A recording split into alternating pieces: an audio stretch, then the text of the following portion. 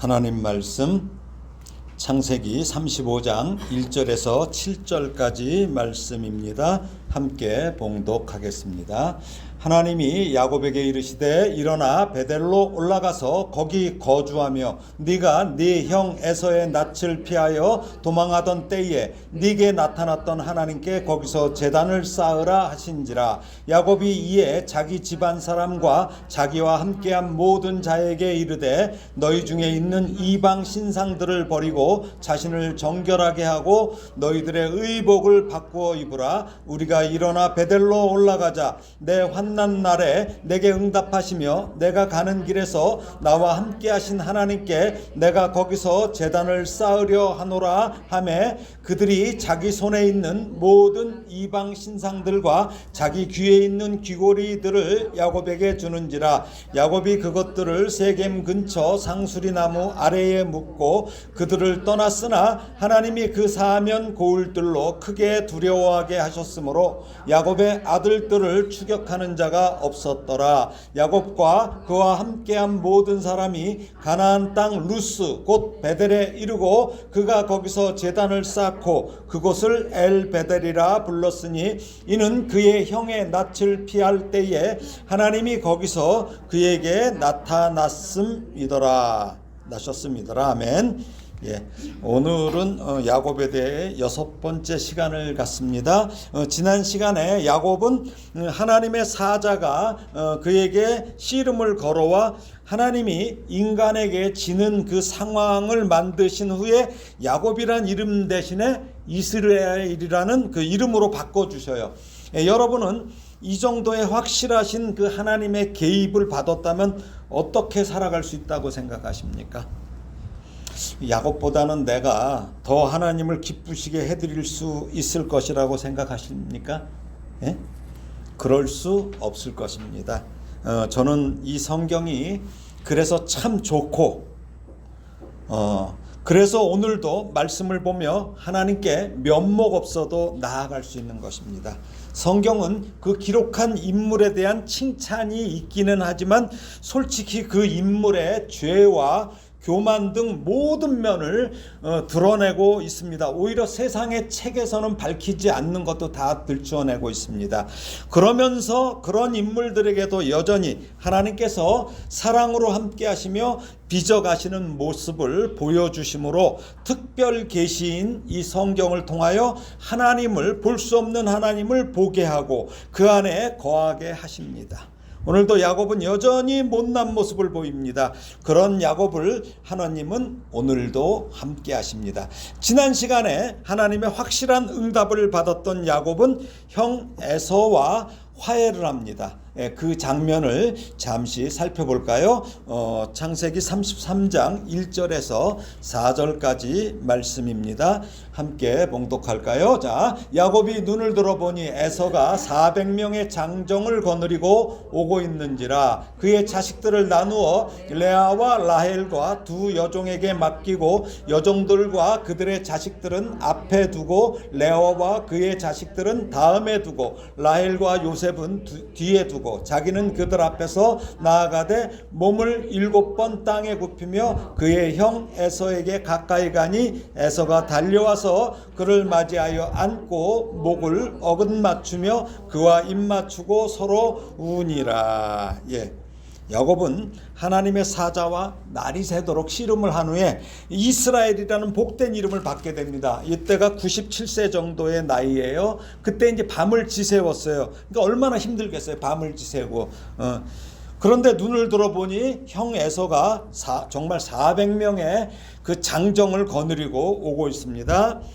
고대 중근동에서 이 많은 수의 장정을 거느린다는 것은 그 사람의 부와 영향력, 이것을 나타내는 중요한 지표였습니다. 에서가 이러한 대규모 그 무리와 함께 나타난 것은 그가 이미 그 세일 땅에서 상당한 세력을 구축하며 나름대로 잘 살고 있음을 보여주는 거예요. 그러나 야곱의 입장에서는 눈앞에 다가오는 이 400명의 장정은 매우 위협적으로 보였을 것입니다. 야곱은 과거 형 에서를 두려워해서 도망쳤지요. 그리고 20년이 지났지만 여전히 에서의 복수를 두려워했습니다. 그래서 에서가 대규모 이 무장 세력을 이끌고 오는 모습은 야곱에게 극도의 공포를 불러일으켰을 것입니다.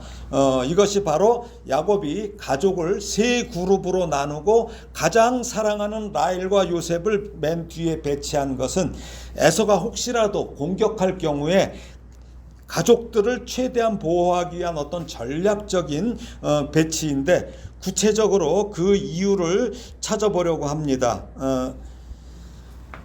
첫 번째로는 그 여종들과 그 첫 번째 그룹이죠. 여종들과 그들의 자식들을 맨 앞에 둔 이유는 이게 최전방의 완충지대예요. 그래서 여종들과 그 최우선적인 위험을 분산하기 위해서입니다. 에서의 분노가 누구에게 향할지 알 수 없기 때문에 가장 약하고 숫자적으로 많은 여종들과 그 자식들을 맨 앞에 두어서 혹시 모를 이 공격에 대한 완충지대로 삼으려 한 것입니다. 두 번째는 뭐예요? 시간을 벌기 위함이에요. 이들이 먼저 에서와 대면함으로써 야곱 자신과 사랑하는 라헬, 요셉 그리고 레아가 이렇게 도피하거나 그럴 상황을 파악할 시간을 갖기 위함이죠.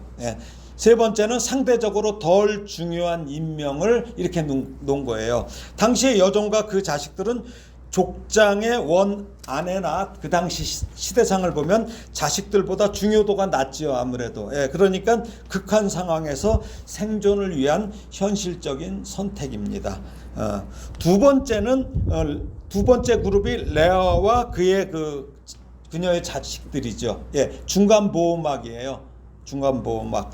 여종들보다는 중요하지만 라헬과 라헬이 낳은 요셉보다는 상대적으로 위험에 덜 노출시키기 위함이에요. 만일 여종들이 에서의 공격을 받게 되면 레아와 그 자식들은 그 다음 순서로 노출될 거잖아요.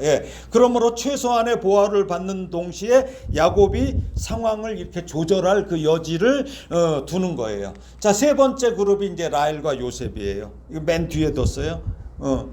최우선 보호 대상이에요.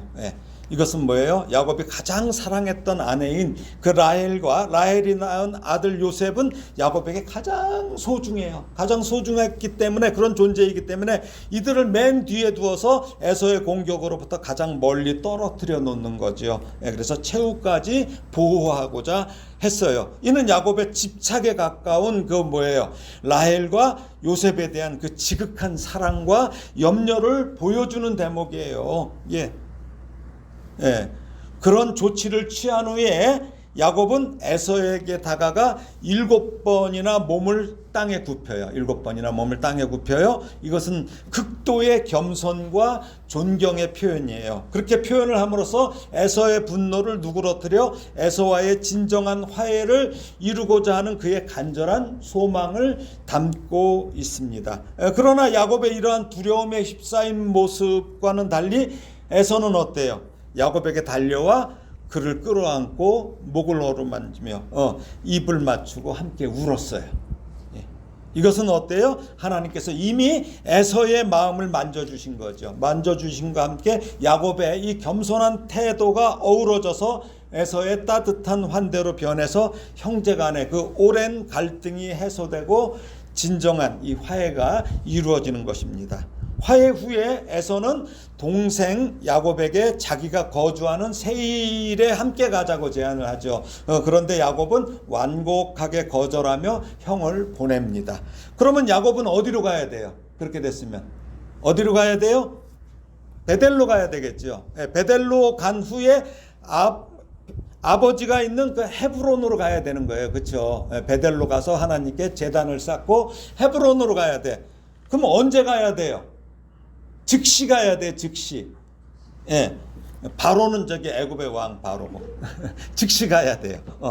그런데 야곱은 그렇게 하지 않았습니다. 야곱은 그렇게 하지 않았어요. 자, 창세기 33장 17절에서 20절을 한번 읽어볼까요? 시작. 야곱은 숫곳에 이르러 자기를 위하여 집을 짓고 그의 가축을 위하여 우릿간을 지었으므로 그 땅 이름을 숫곳이라 부르더라. 야곱이 바단 아람에서부터 평안히 가나안 땅 세겜 성읍에 이르러 그 성읍 앞에 장막을 치고 그가 장막을 친 밭을 세겜의 아버지 하몰의 아들들의 손에서 베크시타에 샀으며 거기에 제단을 쌓고 그 이름을 엘로헤 이스라엘이라 불렀더라. 예, 그러니까 야곱이 갑자기 마음을 바꾸었어요. 야곱은 육신의 아버지인 이삭, 그 다음에 영원하신 아버지 여호와 하나님을 잊은 거예요. 야곱은 아버지 이삭과 20년 동안이나 만나지 못했어요. 그렇죠? 예, 참 비정한 사람이 아버지를 빨리 봐야 될 텐데, 예, 그래요. 물론 그 아버지가 형 에서를 더 사랑했었지만 그래도 그렇지 20년 동안이나 만나지 못한 아버지를 지금 만나러 바로 가지 않는 거예요. 꼭 잊어버린 듯한 모습이에요. 또 야곱은 밧단 아람으로 떠날 때 베델에서 하나님과도 먼저 자신이 돌 제단을 세우고 서원했어요. 예, 이것을 잊은 거예요. 자, 그때 어떻게 서원했습니까? 창세기 28장 20절에서 22절 읽어볼까요? 야곱이 서원하여 이르되 하나님이 나와 함께 계셔서 내가 가는 이 길에서 나를 지키시고 먹을 떡과 입을 옷을 주시어 내가 평안히 나의 아버지 집으로 돌아가게 하시오면 여호와께서 나의 하나님이 되실 것이요 내가 기둥으로 세운 이 돌이 하나님의 집이 될 것이요 하나님께서 내게 주신 모든 것에서 10분의 1을 내가 반드시 하나님께 드리겠나이다 하였더라. 예, 야곱은 먼저 어디로 가야 돼요? 베델로 갔어야 해요. 야곱은 베델로 가서 가장 먼저 해야 할 일은 하나님께 제단을 쌓는 일이었어요. 그런데 형 에서와의 문제가 해결되자 하나님을 잊은 거예요. 예, 그가 어느 정도로 어이가 없는지 형에게 준 예물만 봐도 알 수 있어요. 에서에게 준 예물은 하나님이 야곱에게 주신 거예요. 그렇죠? 그 중에서 모든 것 중에서 그게 580마리라면은 2분의 1이나 3분의 1 정도가 되는 엄청난 양을 에서에게 드렸어요. 형에게는 묻지도 따지지도 않고 예물을 바친 야곱은 하나님이 먼저 요구하신 것도 아닌데 자신이 하나님께서 내게 주신 모든 것에서 10분의 1을 내가 반드시 하나님께 드리겠나이다 라고 한 약속은 지키지 않은 거야. 에서에게는 11조가 아니야. 어마어마하게 드렸어요. 근데 하나님께는 드리는 걸 잊어버린 거야 지금. 그러니까 야곱에게는 어때요? 에서가 하나님보다 더 크고 두려운 존재로 보였던 것이에요. 그런데 그런 야곱을 어때요? 이렇게 나오죠. 창세기 33장 17절을 좀 아까 우리 읽었죠. 야곱은 숫곳에 이르러 자기를 위하여 집을 짓고 그의 가축을 위하여 우리간을 지었으므로 그 땅 이름을 숫곳이라 부르더라. 이 숫곳이라는 뜻이 우리간, 작은 집 이런 이야기예요. 창세기 저자는 이렇게 이걸 지적하고 있는 거예요. 꼬집고 있는 거예요. 누구를 위하여 지었어요? 자기를 위하여. 자기를 위하여 그곳에 집을 지었어요. 그럼 거기다 집을 지으면 어때요? 갈 생각이 있어요? 없어요? 없는 거예요. 예. 형과의 문제가 해결되자 야곱이 가장 먼저 한 일은 하나님을 위하여 집을 지은 것이 아니라 제단을 쌓은 것이 아니라 자기를 위하여 집을 짓고 가축을 위하여 우리간을 지은 거예요. 그리고 이름도 숫곳이라고. 가겠다는 것입니까? 가지 않겠다는 것입니까? 예. 가긴 갈 텐데 조금 있다 가겠다는 것이겠죠. 예, 가긴 가요. 뭐 세월이 좀 먹어 이런 얘기도 있잖아요. 그렇죠? 가긴 가요. 어떻습니까? 우리 모습과 너무 닮았습니다. 내가 1순위, 자식이 2순위, 재물이 3순위, 그 다음 하나님. 예, 야곱은 본격적으로 세겜에 머무르려고 작정을 하고 그곳에 땅을 사게 됩니다. 예, 그런데 그가 장막을 친 밭을 어때요? 세겜의 아버지 하몰의 아들들의 손에서 베크시타에 샀으며 라고 하잖아요. 여기서 하몰의 아들들의 손이라는 의미는 이렇습니다. 이건 잠깐 제가 짚어드려요.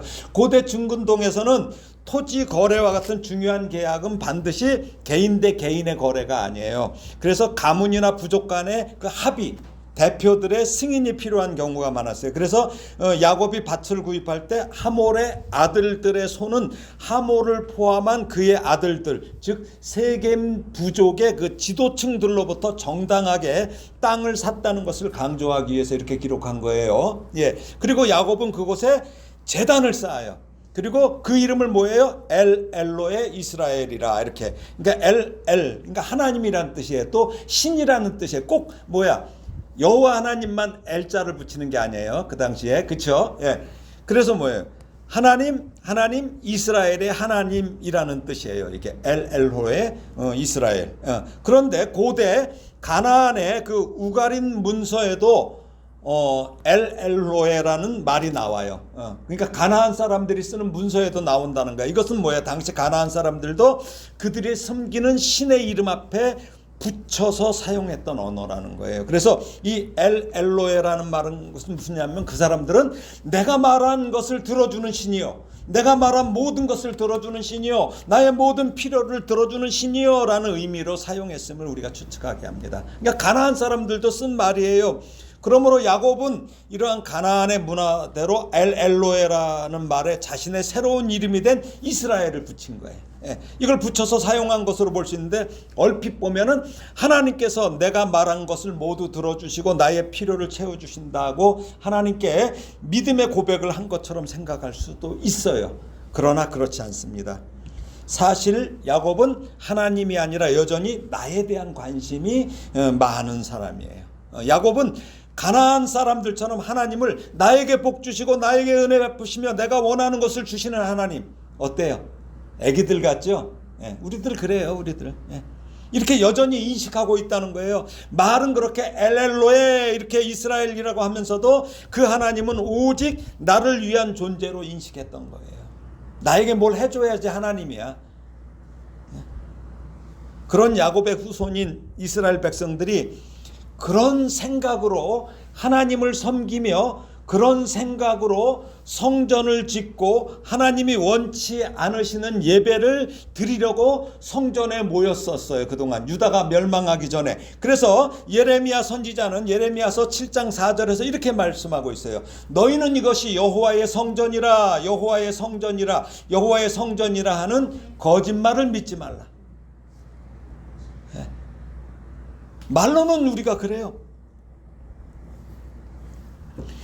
여기 이 세겜, 여기 이렇게 쭉 나오죠. 이제 그 지도가 세겜, 이 땅이 나오는데 세겜이란 뜻은 목덜미 또는 어깨를 뜻해요. 그러니까 그리심산과 에발산 저기 그 사이에 위치해요. 마치 그 목덜미나 어깨처럼 보인다고 해서 붙인 이름이에요. 그래서 신명기 11장에 보면 이스라엘 백성들에게 하나님의 말씀을 지킬 것을 명령하면서 그들을 둘로 나눠요. 그래서 축복과 저주의 선포를 해요. 그리심산과 에발산에서. 그곳이에요. 바로 이곳이야. 지금 이스라엘 민족의 조상 야곱이 바로 이곳에서 복과 저주가 무엇인지를 선택하는 기로에 놓인 거예요.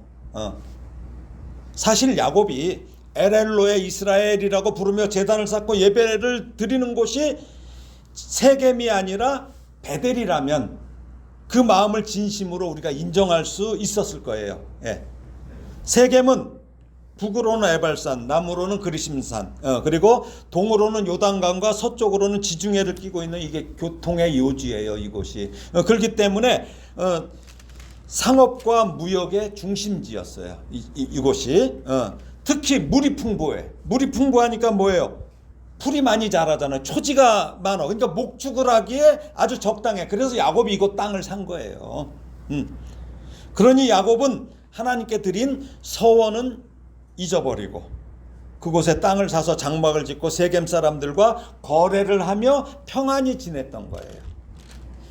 그는 이 모든 것이 하나님의 은혜라고 여겼어. 그렇게 해놓고서는 그래서 그곳에 제단을 쌓은 거예요. 그래서 제단을 쌓은 거예요. 우리도 이런 착각을 해요. 어떤 분은 교회를 지으면은 자기가 복을 받는다고 생각해. 그 전혀 상관없어요. 그래갖고 어디 교회를 또 유치해. 자기 거기다. 그럼 자기 복 받는다고. 내가 하는 일이 잘 되고 보기에 좋으면 그곳에 초막 셋을 지으려고 해요. 야곱처럼 자기가 중심이 돼서 자기를 위하여 예배를 드리는데 결코 이것은 바람직한 일이 아닙니다. 이렇게 자기를 위한 하나님을 섬기는 교인이 한국 교회에 적지 않습니다. 야곱이 이곳 세겜에 거주한 기간을 우리는 매우 짧게 생각해요. 성경에 지나가는 것 같지만, 그렇지만 많은 학자들의 주장에 의하면 10년에서 12년으로 보고 있어요. 이곳에서 10년에서 12년을 거주한 거예요. 창세기 30장에 보면 레아가 딸 디나를 낳은 후 하나님께서 라헬에게 요셉을 주셨잖아요. 그렇기 때문에 디나와 야곱의 나이 차이는 1살 정도가 될 수도 있고 동갑일 수도 있어요. 그러므로 요셉을 낳고 6년 후에 바단 아람을 떠났다면 디나의 나이를 6살, 7살 정도로 추측할 수 있어요. 그렇죠? 예. 그리고 이제 디나가 불행한 사건을 겪게 된 나이를 최소 15살 이 정도로 보는 거예요. 15살, 16살로 추정한다면 야곱은 세겜에 10여 년을 사는 거죠. 살면서 그곳을 자신의 거주지로 여겼을 것으로 볼 수 있어요. 그러니까 그곳에서 갈 생각을 안 한 거예요. 다 좋으니까. 20년 동안 야곱의 그 시련과 역경을 통해서 하나님께서 점차 하나님의 자녀로 빚으신 시기였다면 야곱 자신의 인생 최대의 걸림돌이 뭐였어요? 형 에서와의 문제였어요. 근데 이게 화해 이후에 야곱은 세겜에서의 이 안정된 삶에 길들여진 거야. 그래갖고 10여 년을 아주 평안하게 살았던 것입니다. 그러나 바로 이 기간이 야곱을 영적 안일함과 나태함 속에 빠뜨린 것이에요. 예, 우리 평안한 게 좋은 게 아니에요. 사탄의 전략은 크게 두 가지예요. 하나는 성도들을 아주 죽을 정도로 괴롭게 만들어 그래서 하나님을 의심하고 부정하다가 떠나도록 하는 거예요. 욥의 아내가 그랬잖아요. 하나님 저주하고 떠나라고. 아주 힘들게 만들어서. 또 하나는 반대로 성실한 이 성도들을 안일함과 나태함에 빠지도록 하는 거야. 막 아주 풍족히 채워줘. 아주 막 부어줘. 그럼 하나님의 필요를 느끼지 못하도록 하는 것인데 지금 야곱이 바로 이 사탄의 두 번째 전략에 말려든 거예요. 지금 여기에 말려든 거예요. 야곱은 하나님을 잊은 것은 아니지만 자기의 방식대로 하나님을 섬기며 자신을 위해 살면서 점차 그 지역 사람들과 현지화된 것이에요. 그 사람들과 별로 차이가 없이 돼가는 거예요. 결국 영적 안일함과 나태함 속에 잠들었던 야곱을 깨우는 안타까운 사건이 일어나지요. 그 사건이 일어났습니다. 어린 디나가 10여 년을 그곳에서 살았다면 어때요? 그곳의 문화에 익숙하게 젖어들었을 것입니다. 이때 디나의 나이가 아까 15, 16 정도면 이 뭐가 관심이 많아요? 요때 치장하는 데 관심이 많잖아요. 그쪽 여자들은 어떻게 입냐, 또 그들 문화, 그렇잖아요. 뭐가 유행하는가 이게 관심이 있었을 거예요. 요즘에 우리나라에 외국 여자애들 소녀들도 많이 오더라고요. 한류 이래갖고 K-팝, K-드라마, K-푸드 해갖고 막 오잖아요. 그러니까 관심이 많을 때에 특히 이때가 더 그래서 그러니까 이것을 보러 나가는 거예요. 디나가. 그러면서 또 한쪽으로는 뭐가 있을까요? 그 나이에는 자기를 보여주고 싶잖아요. 과시하고 싶잖아요. 그러면 뭔가 좀 튀어나게 뭔가 꾸몄을 거 아니에요. 그렇죠? 그런 의도도 있었을 거예요. 결국 디나의 이러한 행동이 당시 남성의 이 사회 풍조는 어때요? 권위적인 풍조에서 안타깝고 불행한 사건에 휘말리게 된 것으로, 그렇게 빠지게 된 것으로 추측할 수 있습니다. 물론 디나를 강제로 이 욕보인 이 세겜이라는 자의 이 저속하고도 비열한 행동은 어떤 이유로도 정당화될 수 없어요. 그러나 당시 풍조를 볼 때 디나가 그 땅 여자를 보러 나갔다는 것은 매우 경솔한 행동이에요. 먼저 자신을 돌아보고 스스로를 단속할 수 있는, 자기 관리를 할 수 있는 이 현숙함이 성숙한 여인에게 반드시 따라야 돼요. 그러니까 레아가 이것을 못 가르친 거지요. 그렇죠? 어머니가 이것을 못 가르친 거예요. 한편 디나를 성폭행한 이 세겜은 디나를 사랑하게 돼요. 그렇죠? 그러면서 디나의 마음을 말로 위로했다고 나와요. 성경에 보면. 또 자신의 아버지 하몰에게 디나를 아내로 삼게 해달라고 간청해요. 그러자 하몰은 야곱에게 찾아오죠. 그런데 하몰은 이 아들의 부도덕한 행위에 대해서 피해자인 디나의 동의도 구하지 않고 청혼의 형식이지만 야곱에게 그 어떤 사과의 말도 없어요. 성경에 보면 사과의 말도 없고 일방적으로 디나를 자기 아들의 아내로 달라고 요구해요. 하몰은 청혼과 함께 그 다시 뭘 줘요? 피해 보상으로 어떠한 혼수라는 이 말은 혼례 때 신부 측에 주는 집창금이나 선물이에요. 신부 측에 주는 거예요. 신부에게 주는 게 아니고, 그 다음에 예물은 신부에게만 주는 거예요. 요걸 여러분들이 구분하셔야 돼요. 이것을 원할지라도 다 들어주겠다고 제안을 해요. 그러니까 이 하몰은 뭐예요? 사람에 대한 마음은 없어요. 그리고 체면, 물질이 전부였던 사람이에요. 그러자 동생 디나를 아내로 달라는 제안을 어때요? 들은 그 야곱의 아들들 어떻습니까? 야곱의 아들들은 어떻습니까? 에? 말도 안 되잖아요. 예. 그것도 먼저 성폭행을 한 다음에, 그렇죠? 예. 그러니까 하몰의 집에 복수를 하려고 그 결혼 조건으로 할례를 받으라고 교묘하게 역제안을 해요. 할례가 무엇이에요? 할례가 하나님께서 다른 족속과 구별하라는 의미로 그들의 할아버지 아브라함에게 주신 명령이에요. 그렇죠? 예. 그런데 복수의 눈이 어두운 야곱의 아들들이 제안한 이런 방법의 할례는 살인을 위한 거짓말, 또 하나님을 망령되게 하는 무서운 죄지요. 야곱의 아들들 중에 레아의 그 아들이죠, 시므온과 레위가 고통 중에 있는 세겜 족속의 남자들을 다 몰살해요. 가서 다 죽여버려요.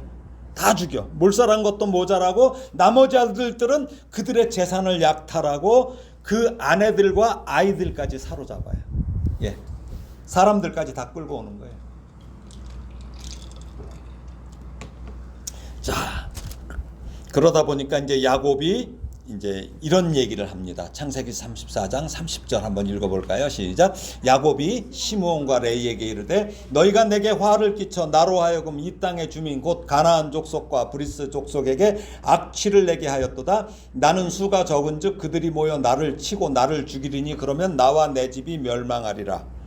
예, 야곱은 아들들의 이 추악한 만행 소식을 접하고 심한 근심에 빠졌어요. 지금 즉 야곱은 가나안 족속과 브리스 족속이 쳐들어올 때 수적으로 열세인 자기들이 결국 다 멸망하게 될 것을 염려하고 두려워한 거예요.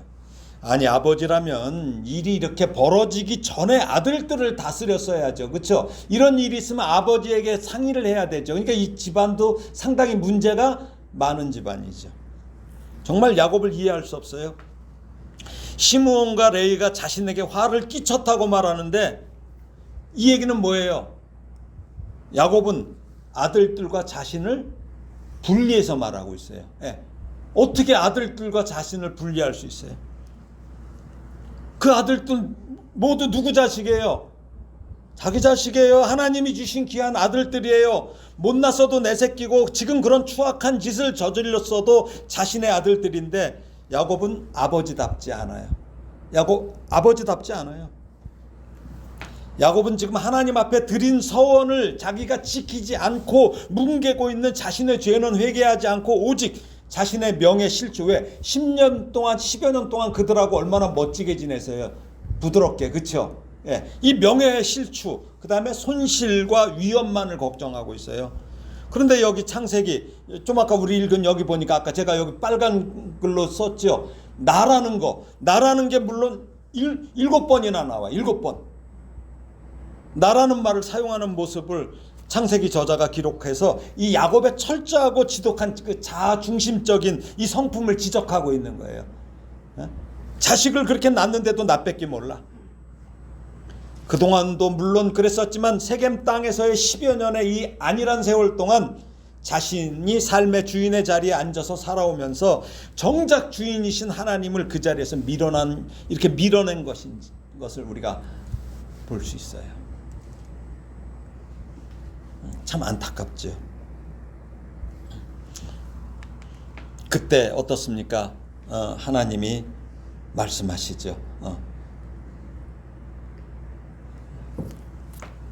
창세기 35장 1절입니다. 함께 읽겠습니다. 시작. 하나님이 야곱에게 이르시되 일어나 베델로 올라가서 거기 거주하며 내가 네 형 에서의 낯을 피하여 도망하던 때에 네게 나타났던 하나님께 거기서 제단을 쌓으라 하신지라. 예, 결국 하나님께서 야곱에게 나타나시는데 현재 닥친 위기에 대한 처방전이에요. 처방전. 첫째는 뭐예요? 일어나라예요. 일어나라. 지금 그곳에 주저앉아 포기하지 말라는 거예요. 그곳에서 두려워하지 말라는 거예요. 아버지로서 가장으로서 아들들 원망하고 좌절하며 두려워하지 말라는 거예요. 일어나라는 거예요. 둘째 뭐예요? 베델로 올라가라는 거예요. 베델은 하나님의 집이에요. 야곱이 형 에서를 피해서 도망갈 때 하나님이 먼저 찾아오셔서 그를 만나 주신 곳이에요. 그때도 야곱은 두려움에 빠져 있었어요. 그런 야곱에게 하나님은 뭐라고 그러셨어요? 그때 내가 너와 함께 있어. 내가 어디로 가든지 너를 지키며 너를 이끌어 이 땅으로 돌아오게 할지라. 내가 내게 허락한 것을 다 이루기까지 너를 떠나지 아니하리라. 이렇게 약속하셨어요. 예. 그러자 야곱은 하나님께서 함께 계셔서 자신을 지켜주시고 자기의 집으로 평안히 돌아오게 해주신다면 뭐라고 그랬어요? 아까 첫 번째 베델로 돌아오게 한다면 여호와가 나의 하나님이 되실 것이래. 돌아오지 않으면 하나님이 아니야? 그렇죠? 두 번째, 자신이 기둥으로 세운 돌이 하나님의 집이 될 것이며, 세 번째, 하나님이 자신에게 주신 모든 것에서 10분의 1을 반드시 하나님께 드리겠다고 서원한 곳이 바로 베델이에요. 근데 서원은 어떤 거예요? 반드시 지켜야 하는 거예요. 그래서 신명기 보면은 23장 21절에서 23절 한번 같이 읽어볼까요? 시작. 네 하나님 여호와께 서원하거든 갚기를 더디하지 말라. 네 하나님 여호와께서 반드시 그것을 네게 요구하시리니 더디면 그것이 네게 죄가 될 것이라. 네가 서원하지 아니하였으면 무죄하리라. 그러나 네 입으로 말한 것은 그대로 실행하도록 유의하라. 무릇 자원한 예물은 네 하나님 여호와께 네가 서원하여 입으로 언약한 대로 행할지니라. 예. 그런데 하나님께서 그를 지켜주시고 겁으로 만들어주시며 형과의 그 에서와의 화해도 아주 하도록 해주셨잖아요. 그래서 평안히 자기 아버지 집으로 돌아갈 수 있게 해주셨는데 야곱은 베델로 가지 않고 세겜에 머물러요. 그래서 그곳에서 세상과 어울려 10여 년 동안 살면서 소원을 뭉갠 것이에요. 야곱은 요즘 말로 잘 나가는 사람이 되자 하나님과의 처음 사랑을 잃어버리고 세상과 적당히 어울려 살면서 세상과 점차 가까워진 것입니다. 그래서 제가 세겜 이걸 갖다 뭐라고 생각했냐면 오징어 게임을 줄여서 뭐라고 그래요? 오겜이라고 하죠. 세상의 게임에 빠진 거야. 세상의 게임에 빠진 거야. 세상 게임은 뭐야? 더 자꾸 모으는 거야. 여기에 빠진 거예요. 그래서 저는 세겜을 이렇게 하면 여러분들도 기억하실 거예요. 그러자 하나님은 처음 사랑을 기억하고 그것을 회복하라고 말씀하시는 거예요. 그래서 첫사랑의 자리 베델로 올라가라는 거예요. 그래서 세 번째가 뭐예요? 베델에서 거주하라. 그곳에 거주하라고 하죠. 그곳에 거주하라는 거예요. 네 번째는 뭐예요? 하나님께 제단을 쌓으라는 것입니다. 이게 바로 하나님의 확실한 금쪽 처방입니다. 금쪽이 야곱은 하나님의 종이어야 하는데 세상의 종으로 살았던 거예요. 인정하지 않으려는 분들도 있지만 우리는 세상의 종이 되는가 하나님의 종이 되는가 둘 중에 하나의 종이 될 뿐이에요. 우리는 아닌 것 같죠? 둘 중에 하나의 종이 돼요. 우리는. 그런데 가장 안타까운 사람이 어떤 사람이에요? 하나님의 종이라고 자기가 말하면서 세상의 종으로 사는 사람이야. 그리고 둘을 한꺼번에 섬기는 사람이야. 그러니까 정신병에 걸리지. 그러고서 맨날 나훈아 노래를 불러. 내가 왜 이러는지 몰라. 도대체 왜 이런지 몰라 하면서 노래를 부르고 있어요. 바로 금쪽이 야곱이 그런 사람이었어요. 이제 금쪽 처방으로 인해서 야곱이 변해가는 모습을 살펴보겠습니다. 오늘 본문 중에서 창세기 35장 1절은 좀 아까 읽었고 2절에서 7절까지 읽겠습니다. 시작. 야곱이 이에 자기 집안 사람과 자기와 함께한 모든 자에게 이르되 너희 중에 있는 이방 신상들을 버리고 자기를 정결하게 하고 너희들의 의복을 바꾸어 입으라. 우리가 일어나 베델로 올라가자. 내 환난 날에 내게 응답하시며 내가 가는 길에서 나와 함께하신 하나님께 내가 거기서 제단을 쌓으려 하노라 하매 그들이 자기 손에 안에 있는 모든 이방 신상들과 자기 귀에 있는 귀고리들을 야곱에게 주는지라. 야곱이 그것들을 세겜 근처 상수리 나무 아래에 묻고 그들이 떠났으나 하나님이 그 사면 고울들로 크게 두려워하게 하셨으므로 야곱의 아들들을 추격하는 자가 없었더라. 야곱과 그와 함께한 모든 사람이 가나안 땅 루스 곧 베델에 이르고 그가 거기서 제단을 쌓고 그것을 엘베델이라 불렀으니 이는 그의 형의 낯을 피할 때에 하나님이 거기서 그에게 나타나셨음이더라. 예, 야곱은 베델로 올라가기 전에 자신은 물론 가족과 식솔들, 종들과 모든 사람들이죠. 또 그들에게 먼저 행해야 할 일을 말해요. 첫째가 뭐예요? 이방 신상들을 버리라는 거예요. 둘째는 자신을 정결하게 하며 셋째는 의복을 바꾸어 입으라고 합니다. 예.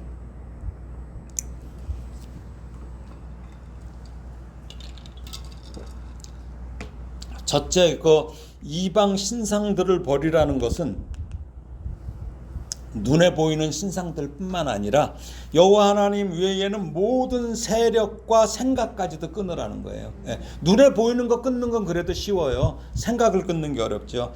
야곱의 아내 라헬은 뭐예요? 자기 아버지의 드라빔을 몰래 훔쳐가지고 나왔잖아요. 그 아직도 거기 갖고 있었어요. 예. 라헬은 그것 때문에 자기네가 돈 많이 벌고 그러는 거로 착각할 수도 있어요. 또한 야곱의 아들들이 세겜성을 약탈했을 때 감나가는 금은 보화만 약탈한 것이 아니라 이방 신상도 욕심이 나거나 신기해서 아마 가져왔을 거예요. 눈에 보여서 신기한 건 다 가져와. 왜? 또 그건 어떻게 생각을 해요? 내가 갖고 있다는 게 아니라 누구한테 팔아버리려고. 별 생각 다 하잖아요. 또 세겜에서 잡혀온 사람들도 있잖아요. 그렇죠? 예. 그 사람들도 그들대로 자기네 신들을 가지고 왔을 것인데 어떤 연유로 그것들이 야곱의 집안에 들어왔던지 간에 그것들을 다 버리지 않으면 안 되는 거예요. 그러니까 야곱이 뭐예요? 이제는 정신을 차린 거죠. 예. 매번 말씀드리지만 우상은 뭐예요? 우상. 하나님 아닌 모든 것이 우상입니다. 자녀, 재물, 명예, 권력이 우상이 될 수 있습니다. 또 건강, 미모, 아름다움 추구하느라고 그걸 우상에 빠져요. 그렇죠? 취미 이것도 우상이 될 수 있습니다. 그렇게 하나님 아닌 것을 하나님과 겸하여 지니고 있다면 단호히 버리라는 거죠. 두 번째는 뭐예요? 자신을 정결하게 하라. 예. 야곱은 가족과 식솔들에게 자신을 정결하게 할 것을 명했습니다. 하나님이 가장 미워하시는 것이 부정한 것이에요. 부정한 것. 시몬과 레이의 손은 어때요? 살육의 피에 물들어 있었잖아요. 그거 다 죽였잖아요. 그쪽 남자들을. 그러니까 특별히 더 정결해야만 했고 다른 형제들도 해서는 안 될 약탈을 했기 때문이에요. 새로운 마음, 깨끗한 마음을 갖지 않는다면은 마음을 그런 걸 갖지 않는다면 깨끗한 옷이나 새 옷이 무슨 필요가 있겠습니까? 요즘에 우리나라 장관들 그 전에 보면 그래 대통령 부인이었던 그 김건희 여사도 그렇고 보면은 그걸 왜 받아요? 그런 거를 왜 받아요? 그렇죠? 예. 그건 왜 그래요? 마음이 깨끗하지 않기 때문이에요. 마음이 깨끗하지 않기 때문에. 마음이 깨끗하지 않으면은 그런 걸 받아도 아무 그런 가책을 못 느껴요. 그래서 먼저 정결을 요구한 것입니다. 세 번째로 의복을 바꾸어 입으라는 것은 영적, 도덕적 이 정결 상태를 외형적으로도 나타내라는 의미예요. 그러니까 이건 뭐예요? 회개를 상징하고 있습니다. 그러니까 의복은 사람의 신분과 삶의 그런 양태를 나타내 보이는 거예요. 의복을 바꾸라는 것은 뭐예요? 현실의 삶과 신분을 벗어버리고 새로운 삶, 하나님의 백성으로서의 삶으로 전환하라는 것입니다. 옷을 바꿔 입어야 돼요. 남자들이 군대 가면 어떻게 되는 줄 알아요? 옷을 입고 가요. 그러면 가면은 옷을 싹 다 바꿔 입어요. 그리고 그 옷은 이제 군대에 있게 되면 집으로 보내요. 그러면 그거 받고 우는 엄마들 많아요. 우는 어머니들 많아요. 왜? 그 옷은 필요가 없는 거예요. 군인은 전투복이 필요한 거지. 그러면 우리는 성도는 뭐가 필요해요? 그리스도로 옷 입는 거죠. 예, 의복을 바꾸어 입어야 되는 거예요. 예. 예. 그래서 야곱의 가족과 식솔 모두가 장신구로 썼던 자기네들의 그 신을 칭송하기 위해서 썼던 간에 이 귀고리에도 많이 우리들 십자가도 달고 뭐 별거 다 달잖아요. 그러니까 귀고리까지도 다 이게 다 내놨다는 거예요. 뭐예요? 그러니까 그들의 가진 것을 모든 것을 다 버렸다는 거야. 자, 개혁은 이래요. 모든 면에서 이루어지지 않으면 참된 개혁이 될 수 없어요. 예. 지금 정치인들 봐요. 막 여기하면 뭐라 그래요? 자기네들이 그럴 때는 그러고 뭐라고 하면은 야 니네는 더했어 이런 식으로 얘기해요. 이건 개혁이 될 수가 없어요. 이거는 개혁밖에 안 돼. 개하고 가죽 혁자, 개가죽밖에 안 돼. 예, 안 돼요, 안 돼요. 교회도 국가도 버릴 것은 모두 갖다 버려야 하는 거예요. 야곱은 그들의 우상들을 세겜 근처 상수리 나무 아래에 묻었다고 했는데 아마 혼자 갔을 거야. 그 누구도 거기에 눈독 못 들이게. 상수리 나무가 하나가 있는 게 아니에요. 엄청 많은 것 중에서 감추었던 거예요. 요즘에 발굴됐다고 하나? 그랬을 거예요. 그래서 다시 찾아가지 못하도록 알지 못하는 곳에 혼자 묻어버렸을 거예요. 야곱은 하나님께서 그 사면 고울들로 크게 두려워하게 하셨으므로 그 어떤 방해도 받지 않고 세겜에서 베델까지 갈 수 있었던 것은 뭐예요? 이 하나님의 힘, 하나님의 능력이 그들을 두려움으로 사로잡고 계셨기 때문이에요. 야곱의 아들들이 범죄했을 때 야곱은 주변의 종족들을 두려워했으나 이제 이방 신들을 다 버렸어요. 그리고 하나님의 명령을 따라 베델로 올라갈 때 오히려 두려워한 것은 누구예요? 야곱이에요? 주변 사람들이에요. 주변 종족들이 오히려 더 두려워하게 되는 거예요. 우리가 하나님의 일을 수행할 때 우리는 하나님의 특별하신 보호 아래 있게 됩니다. 그래서 출애굽기에 보게 되면은 이런 말씀이 나오죠. 출애굽기 34장 24절을 보면은 내가 열방을 네 앞에서 쫓아내고 네 지경을 넓히리니 네가 매번 3번씩 여호와 너희 하나님께 보이러 올 때에 아무 사람도 네 땅을 탐내어 엿보지 못하리라. 그러니까 하나님께 그 절기를 지키러 가면은 어때요? 하나님이 다 지켜주신다는 거예요. 근데 우리 뭐 어떻게 하고 있어요? 이런 거 불안해서 못 가는 사람들 많아요. 예배 자리 못 나가고 하나님께 못 나가요. 뭐 핑계가 그렇게 많은지. 하나님 우리가 알지 못하는 은밀한 두려움을 사람들의 마음에 생기게 하시는 거예요. 예. 이게 참 무서운 거예요. 그래서 세상을 다스리셔요. 마침내 야곱은 일행과 함께 베델에 이르러 제단을 쌓고 그것을 엘 베델이라고 불렀어요. 그러니까 베델에 전능하신 하나님. 그러니까 지금 이 화면이 뭐냐면 그 제단 터예요. 이게 발굴된 거예요. 예. 외로움과 두려움 속에 하나님을 처음 만났던 그곳 베델에서 야곱은 20년이 지나서 가족과 종들과 많은 가축과 함께 돌아와 전능하신 하나님께 예배를 드리며 자신의 온갖 못난 모습에도 자신을 떠나지 않으시고 여전히 함께 하시며 언약을 지키시는 신실하신 하나님께 제단을 쌓은 거예요. 아멘. 네. 근데 여기 오늘 하나님 말씀 보면 아까 처방전에 보면 11조는 내라고 안 해. 그쵸? 예. 왜 그럴까요? 하나님은 영이에요.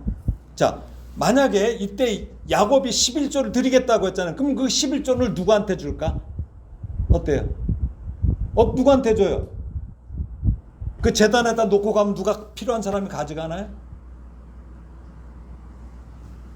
하나님의 이름으로 주변에 어려운 사람들, 고아와 과부들에게 베푸는 게 11조의 원래 정신이에요. 예.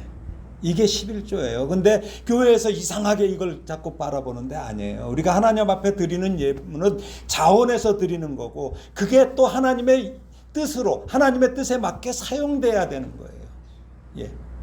그거를 하나님이 기뻐하시는 거지. 그러니까 하나님은 여기서 너 11조 안 냈잖아 안 하잖아요. 말라기서에서 11조 얘기가 나와요. 야, 너 나한테 11조 드려봐. 그러면은 니네 창고가 차나 안 차나. 얼마나 11조를 안 내갖고 제사장들이 다 엉뚱한 대로 다 빠져있고 그러니까 하나님이 답답하셔서 하신 말씀이에요.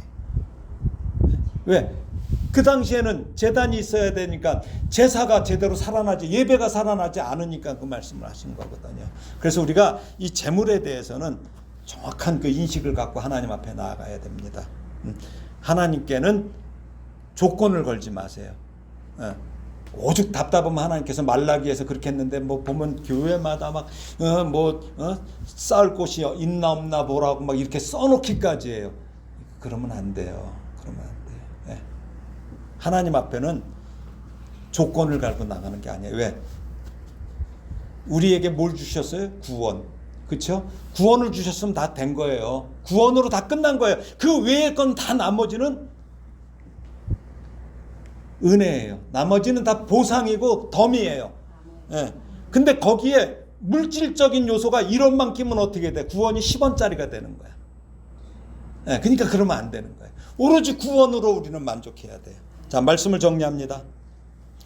야곱이 세겜에 머물면서 그곳에 제단을 쌓고 그곳 이름을 엘로의 이스라엘, 하나님 이스라엘의 하나님이라고 불렀으나 그 제단은 누구를 위한 제단이었어요? 자기를 위한 제단이었어요.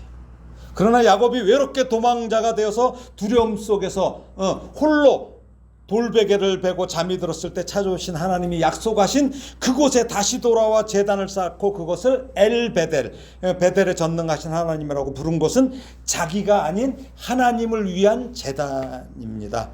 제단이라고 같은 제단이 아닙니다. 제가 오늘 설교 제목을 뭐라고 그랬어요? 제단이라고 같지 않다고 말씀드립니다. 예배라고 같은 예배가 아니에요. 교회라고 같은 교회가 아니며 교인이라고 같은 교인이 아님을 우리는 기억해야 합니다. 그 이유는 마태복음 6장 33절에서 너희는 먼저 그의 나라와 그의 의를 구하라 그리하면 이 모든 것을 너희에게 더하시리라는 예수님의 말씀처럼 먼저 하나님의 나라와 하나님의 의를 구하는 제단이 되고 예배가 되며 그런 예배를 드리는 성도들이 모인 교회가 되어야 되는 것입니다.